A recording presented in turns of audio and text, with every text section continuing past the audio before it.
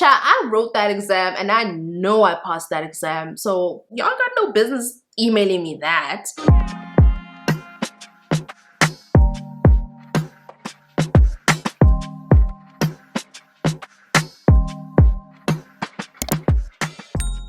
Hey darlings, welcome back to my YouTube channel. My name is Vuyelwa, and today we're going to be filming part 1 of my university journey.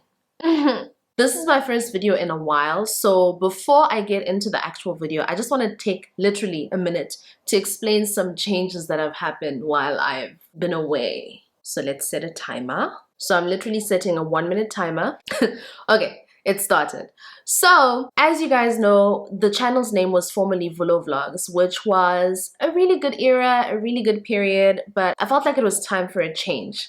Some would argue it's long overdue, but I felt ready only now, and so that's why I've made the change now. Why did I hold on to the Vuyelwa name? Initially, I held on to the Vuyelwa name because, firstly, for the business aspect, I wanted Vuyelwa to be like an established brand, and so that's why I held on to the name. Secondly, I guess in a way, to an extent, I guess I was also holding on to the sisterhood or the fundamental meaning of Vuyelwa and the sentimental attachment thereof. Whereas now, it's going on 2.5 years now, and I felt like it was time for a change.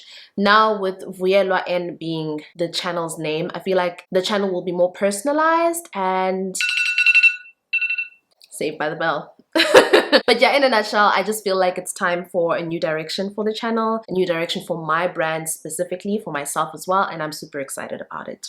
Great! Now to get to the point of the video. So I want to film the video in 2 parts simply because I want to tell my graduation story, essentially my testimony. Some of you may know I was in a 4-year course. It was supposed to be a 3-year course, but the course was full, so I was put in the 4-year stream in a different course that was similar to biotechnology, and then after first year I got to transfer into actual biotechnology. What was supposed to be 4 years ended up being like 7 years, 6-7 years, and I just want to share my testimony of what exactly happened. How did I go from being a top achiever in the Golden Key Honor Society and on my way to being on the Dean's List to failing damn near every subject, repeating a couple of modules a couple of years in a row, and finally graduating last year, and now basically back on track with my dreams and back on track in terms of stability, in terms of having my own place, in terms of being fully independent. The second part of the video, or the second part of the topic will cover a Q&A that I posted on my Instagram. I basically asked if anybody has any like topics that they want me to touch on, or specifically any questions regarding my transition from being a varsity student to being like an adult, because trust me, the transition was interesting. Like going from being a full-time student and attending classes all day, every day, juggling that with work as well, to just having work and the rest of the time to myself and being like fully independent, not relying on anybody to send me money. It's been an interesting journey. So if you're interested today in hearing about my testimony, keep watching. So essentially, my university journey started in 2014. I started my first year of studies in 2014 at the University of the Western Cape. I had applied for biotechnology. Well, initially I applied for medical studies, like basically everywhere, because when I was in 11th and 12th grade, I started watching Grey's Anatomy and I really thought I wanted to be a doctor. I thought it was my biggest passion, but then I got rejected everywhere, so I had to like go back to the drawing board, found the prospectus, and I read up on biotechnology, microbiology, and I realized that's actually what I want to do. So I applied, and I applied late, so I didn't get into biotechnology, but at UWC they have this thing where they put you in a different stream, and then after first year you can transfer. I don't know if you can do it at other universities, but at UWC that's a thing. So I got into biodiversity and conservation biology, which is for short BCB. And I mean, that was okay.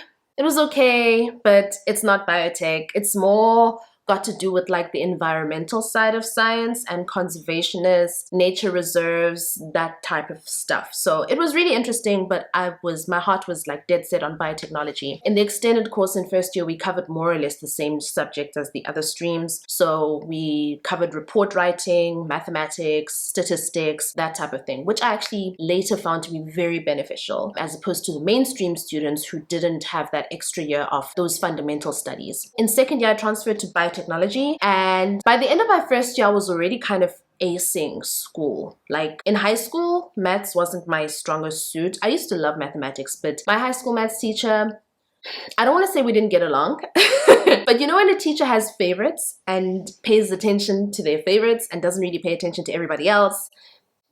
It was that type of thing. And yeah, so maths wasn't my strong suit. And even that on itself was a testimony, because I matriculated with 46% in maths, actually, which was technically a fail. But in South Africa, the pass mark is like 20%. So I passed, which was also why I got into the extended course, actually, because in order to get through to mainstream, you have to get like, I think 50 and above or 60 and above, something like that. But I got 46%, and that's how I got into university. And I got into university in the last minute. Literally halfway through orientation week, they emailed me. I was already like set, okay, I'm gonna take a gap year. My mom was in support. I was gonna take a gap year. I was gonna work and figure out my other ambitions, and later on figure out what I want to do at university. So by the end of first year, I was acing it. I was really good at first year mathematics. I really enjoyed it. And so when I got into second year, I transferred to biotech, and that was the beginning of a love story, I like to say, because I really fell in love with biotech. After transferring, I made it into the Golden Key International Honor Society. There's a percentage that you need to get as an aggregate on your marks, and then you make it into the Golden Key. So that was great. Third year of studies, 2016, that's where the cookie crumbled. I suffered a very traumatic experience, not to get into too many details. Long story short, I was traumatized. I was never the same. And because my peers in my field of study and my course of study were mainly men, young men, people who looked like the young man who violated me, I was unable to continue with my studies, and I fell off. I fell off my studies for like 2-3 years. 2016, I tried by my best, but I couldn't. I couldn't stomach the thought of being around the male gender. And because my faculty was so filled with them, my lecturers were all men also. My only woman lecturer was the practical coordinator, who was, she was difficult to deal with and difficult to be around and not really one to confide in. So that didn't really make matters better. So I started working. I started working at Amazon, and in a way that was for me a distraction. In that year, I failed half my modules. I failed 3 out of 6 modules. Going into 2017, I was given a chance in the first half of the year to repeat the modules. I failed all of them. So I got excluded. I couldn't tell my parents this because at the time I felt like, oh, how do I even talk? It's been 6 years now since that traumatic incident, and I still can't fully articulate it, you know? So I couldn't talk to my mom about it. I couldn't talk to my godfather about it. I couldn't talk to my friends about it. And there was just a lot of shame around what had happened to me. And I got excluded. I appealed, and I got back in 2018. I didn't have a place to stay, so I was squatting. My friend at the time, her boyfriend was able to pull some strings, and so I was able to squat with them for some time. And then when I wasn't squatting with them, I was squatting with my friend Abide. You've seen her a couple of times in my videos. So it was just a mess. Between 2017 and 2019 for me was just a mess, but I was still working. So in my mind, I was like, okay, cool. I still have a place to stay, res, and at least I'm generating some sort of income, although I'm failing my ass off in my studies. But I still just was too traumatized to go back there. But I didn't want to give up, because at the end of the day, it was still a dream of mine. There was a time when I technically dropped out. I just decided, you know what? Screw it. And I stopped trying even. I applied to UNISA. I was going to do a degree in business management, and I was just going to shot left, essentially. But then I had a dream, and in that dream, my dad, who at the time had been gone for about 4 or 5 years, my dad passed away in 2013. So I had a dream, and in the dream, I had an epiphany with including my dad, where he was basically reassuring me about, you know, my studies, biotechnology being the one, and that, you know, finishing what I started and staying the course. In my culture, dreams mean a lot, especially dreams of that caliber, dreams of that nature. They mean a lot. So I took that as a sign, and I appealed again, and I got back into varsity. But then this time I wasn't given accommodation because it was seen as a waste. It was seen as a waste. So I decided to go back. I was still squatting with my friends. And now this is 2018. In the June holidays of 2018, my mom got a call. My mom got a call from the coordinators at Res Life. Now, Res Life is sort of the people who coordinate the well-being of students on campus. Staying at Res, if you got any issues, you go to Res Life. If you don't have food, you go to Res Life. If you need accommodation, if you need placement, you go to Res Life or residential services. So one of the ladies at residential services called my mom and told her, girl, your daughter, what's happening? Because she's failing and she's been excluded twice. What's happening? My mom called me in tears and she was asking me, like, Ndanam, what's happening? What is going on? I know you to be an A student. Now they're telling me that you've failed multiple years in a row. You've been excluded twice. You're homeless. What's happening? I think at the time I still lied to my mom. I was just not feeling like having that conversation over the phone with my mom, especially considering my mom had like heart problems at some point. So I was like, if I tell this woman what happened, I might just kill her and I might just trigger myself as well. Because at the time I was also battling with like immense anxiety and depression. So it was just no. In that same time, I went home during the June holidays of 2018. I went home, it came out what had happened to me. I never regretted telling my mom. I just regretted how I told her. I wish that we had had a moment to sit down. Of course, I also understand that I wasn't in a place where I could do that. I was barely in a place where I could accept what had happened to me. I mean, now it's a different story, but at the time, 2018, I was very mentally fragile. I was mentally and spiritually fragile. I was in a very sensitive place considering the burden that I'd been carrying for then the past 2 years. But it all then made sense to my mom. My mom was a social worker. So it made sense to her why it is that I went from being like this top student, top achieving student. I went from being her bubbly daughter, her lovely, bright spark of a daughter to just someone completely different who isn't really interested in her books. Not that I wasn't interested, but it seemed like I wasn't interested. I became somebody who didn't really talk that much. I became a very different version of myself. And so my mom then called the school and she explained everything to them, to the same lady who actually called her from residential services. And things just completely turned around from there because they also understood, by the grace of God. They were so understanding. I was able to get accommodation in the second semester of the year. Things kind of got a bit better. Towards the end of 2018, I won Miss UWC, and I also had a mental breakdown in front of everyone, like in front of strangers. And the students walked past like... Going into 2019, I think being Miss UWC saved me a lot. It was sort of like a lifeline that helped bring me back to some semblance of myself. I was able to repeat the modules again. Imagine being excluded and being Miss UWC. Thankfully, I was able to get into the next year again. I repeated the modules with grace, and in 2020, finally, I was in my final year. But 2020 was also the year that my mom passed away. When the pandemic hit initially, shortly thereafter, I found out that my mom was sick. Pandemic hit in March. June, I found out my mom is sick. I dropped everything. I went home. And she kept telling me, go back. You have to finish your studies. I told her, they'll see what they must do. I'm here and I want to be here. So thankfully at the time we were doing studies via correspondence. So I managed to do as much as I could. And I also communicated with my lecturers. Professor Pugh, if you ever watch this, bless that man's heart. From the moment I confided in him about what happened to me, he helped me to get back into the course. And when I told him about my mom as well, he empathized with me so much. And even when my mom ended up passing away, he empathized with me so much and I was given so much grace. It just helped a lot. My mom passed on and I, stuck with the promise that I would finish what I started. Wrote my final exams and then I failed one module by 1%. When I tell you I was crushed, I bargained with God. I pleaded with them and I was like, can I not write a special exam, an SDA, whatever? They're like, no, if it's your final year, you cannot write an SDA. If it's your final year and you write an exam, that's it. You'll have to repeat. So now, first of all, I already announced, even on social media, I remember putting up a status. I'll see if I can't find it. I remember putting up a status where I was saying in French, I'm going to go from being a student of UWC to being a graduate of UWC. Bonjour, je viens de réaliser que je passe d'étudiant en UWC à diplômé.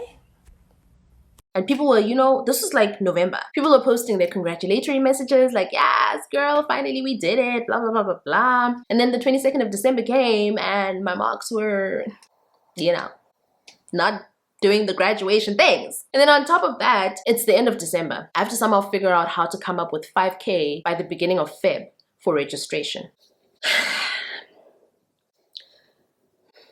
At that point, I just threw the towel in. I told God, listen, I have done my utmost best. Even with mom being sick, even with mom passing away, even with after my mom passed away, a few months later, my brother died. Next month, my aunt died. 2 weeks later, my other aunt died. A week later, my other aunt. Beginning January 2021, my cousin died. And yet throughout it all, I still remained faithful and I still did my part. So I told God and I said, listen, bro, bonba mautini.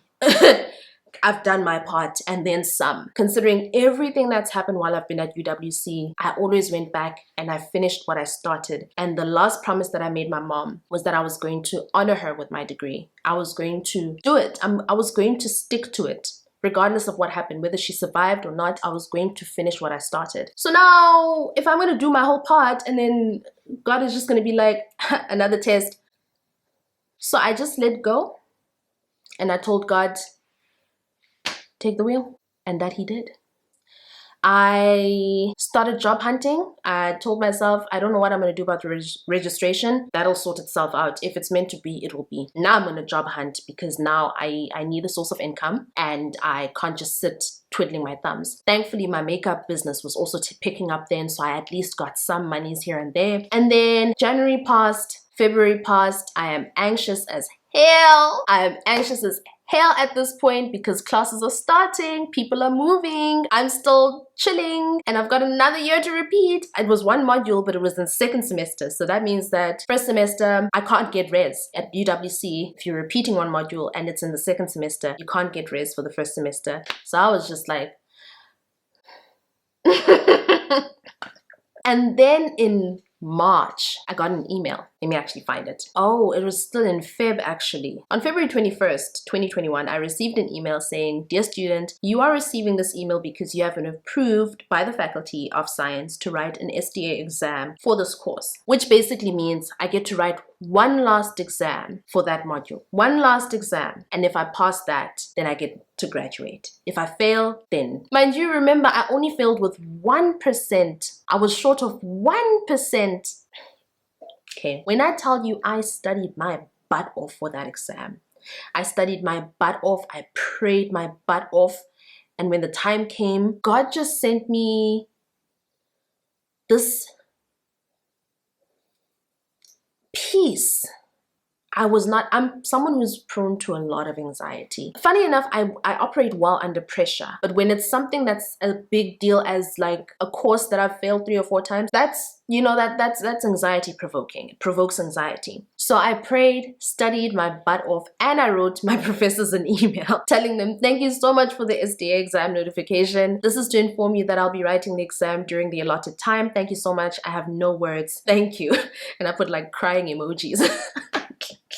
Wrote the exam, and literally everything that I studied was in that exam. You know when you write an exam and it's like you studied the memo?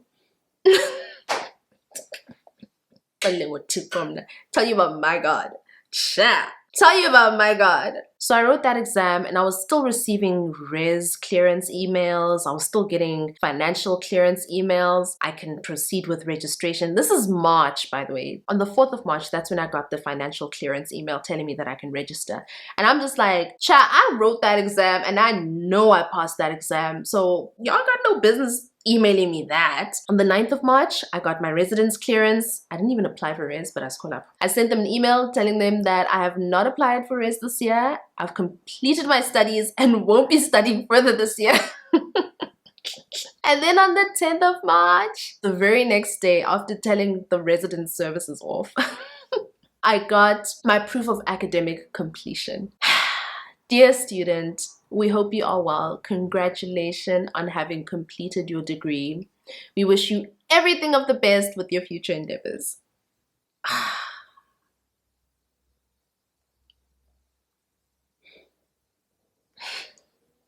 So anyway, I graduated on the 3rd of May, 2021. It was virtual, but I still graduated. And by the time I graduated, God had turned my situation completely around. Between the 10th of March and the 3rd of May, I secured a job as a clinical trial recruiter. I secured an apartment. I was able to fully furnish my apartment. I was able to pay off my debt with the tuition that I was owing, because I don't know if you know, but tuition is expensive.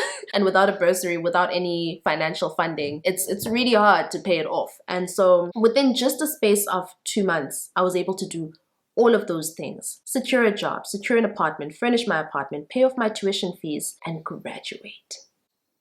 If that is not a testimony worth sharing, I don't know what is. From being absolutely traumatized and broken at university, having my dreams shattered over and over and over again, to having the situation completely turned around. I just thought I'd share that, even if it touches one person, even if it completely does not relate to your situation, but somehow hearing about how perseverance and how having faith, hearing how that can turn your situation around, if that helps even one person, then I'm glad I shared this.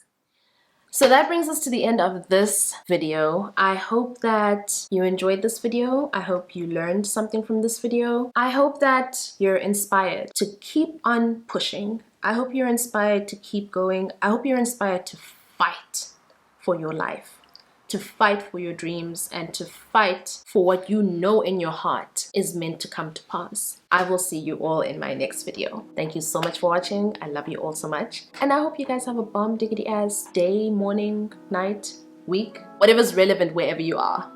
Mwah.